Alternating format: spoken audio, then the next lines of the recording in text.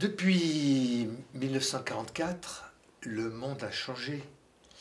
Est-ce que l'art du dialogue a changé depuis 50-60 ans? Je crois que c'est notre perception du monde intérieur qui a évolué.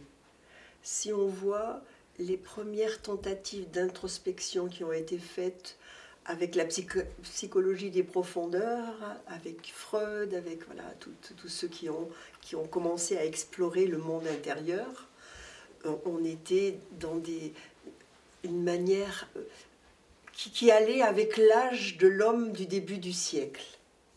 Et comme l'homme a évolué dans une finesse de perception de son monde intérieur, le dialogue a évolué, mais l'ange a évolué aussi.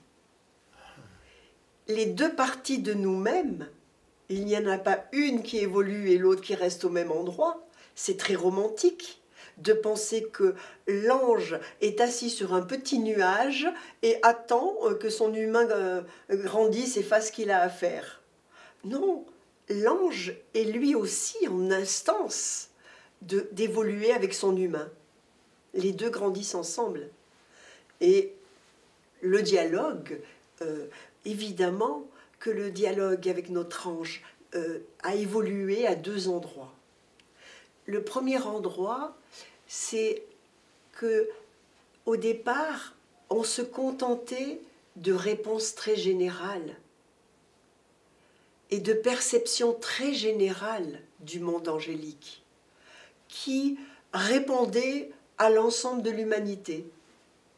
Ce qui a changé avec la perception unique que chacun a de lui-même, ce sont des réponses uniques, et un dialogue unique, qui ne peut pas se transférer à d'autres humains parce qu'il concerne la vie d'un seul homme.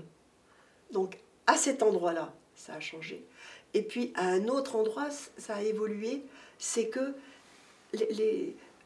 il fallait au départ que l'homme rencontre sa vie personnelle et la mette en ordre. Et donc, les questions étaient de cet ordre-là. Et alors qu'aujourd'hui, il y a déjà beaucoup plus de facilité à connaître son monde intérieur, son passé. C'est quelque chose qui est rentré dans les mœurs. Alors, on peut ouvrir le monde du dialogue à d'autres questions. C'est à quoi je sers? Quelle est ma tâche? À quoi je sers? Mais ça devrait être la question unique à notre ange, sauf qu'on ne peut pas la lui poser directement comme ça. Il faut qu'on fasse notre route de questions en réponse et en acte pour découvrir petit à petit qui nous sommes dans notre dimension de serviteur de la vie. Votre manière de dialoguer, elle a évolué depuis la rencontre avec Gita? J'ai toujours le sentiment que j'ai encore beaucoup à apprendre.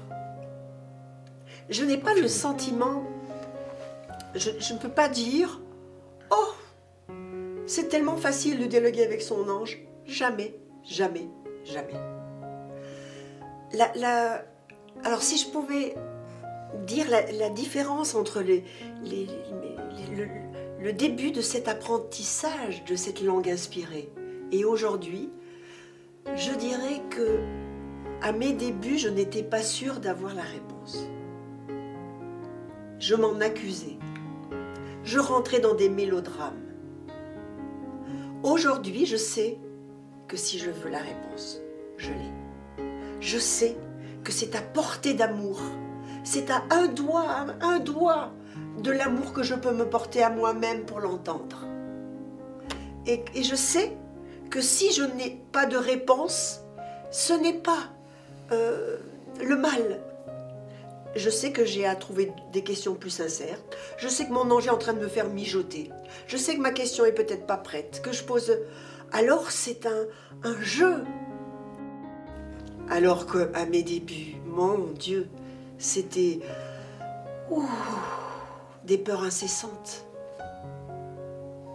La peur de ce monde invisible, de ce qui allait me tomber sur la tête, de ne pas y arriver, de qu'est-ce qu'il va m'être demandé. Là, je sais qu'il m'est demandé ce que je peux entendre.